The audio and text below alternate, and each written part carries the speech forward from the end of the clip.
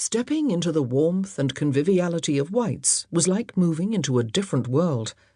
The rich wood panelling and golden candlelight of the gentlemen's club replaced the icy fog. There was a buzz of conversation and a clink of glasses from both sides of the entryway. Savoury smells rode the air, promising a first-rate meal. Surrendering his coat and hat to a servitor, Benjamin was directed to a private corner of the dining-room, where he found his uncle, standing like a society hostess receiving visitors. Arthur Shelton, Earl of Macklin, was nearly 20 years Benjamin's senior, but he hardly looked it. The dark hair they shared showed no grey. His tall figure remained muscular and upright. His square-jawed, broad-browed face, which Benjamin's was said to echo, showed few lines, and those seemed scored by good humour. Benjamin shook his mother's brother's hand, and tried to appear glad to be in his company. "Allow me to introduce my other guests," his uncle said, turning to the table behind him. Benjamin hadn't realised there was to be a party. If he'd known, he wouldn't have come, he thought, and then he was merely bewildered as he surveyed the 3 other men who comprised it. He didn't know them, and he was surprised that his uncle did. They all appeared closer to his own age than his uncle's near half-century.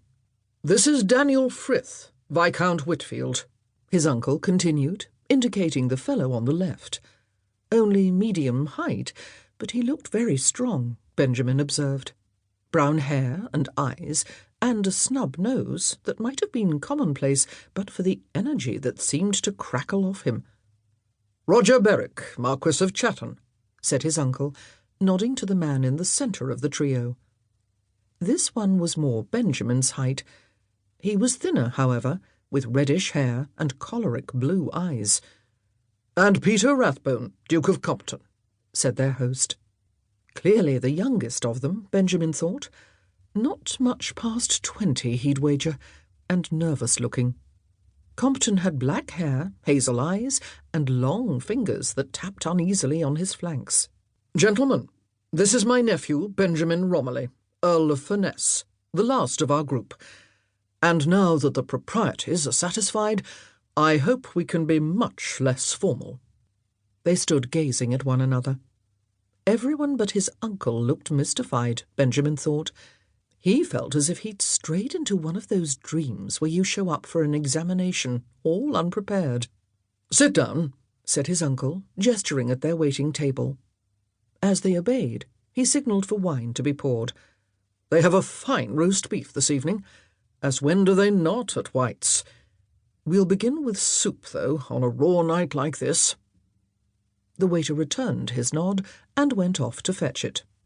The hot broth was welcome, and the wine was good, of course. Conversation was another matter. Whitfield commented on the vile weather, and the rest of them agreed that it was a filthy night. Compton praised the claret, and then looked uneasy, as if he'd been presumptuous. The rest merely nodded. After a bit, Chatton scowled. Benjamin thought he was going to ask what the deuce was going on. Hoped someone would, and soon. But then Chatton took more wine instead.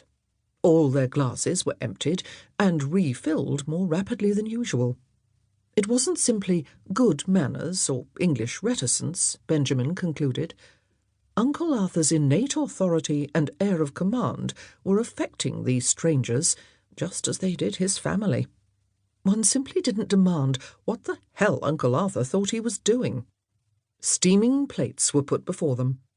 Eating reduced the necessity of talking. Benjamin addressed his beef and roast potatoes with what might have appeared to be enthusiasm. The sooner he finished, the sooner he could excuse himself from this awkward occasion, he thought. He was about halfway through when his uncle spoke. "No doubt you're wondering why I've invited you, the 4 of you, this evening, when we aren't really acquainted." Knives and forks went still. All eyes turned to the host, with varying degrees of curiosity and relief. "You have something in common," he went on. "We do." He looked around the table.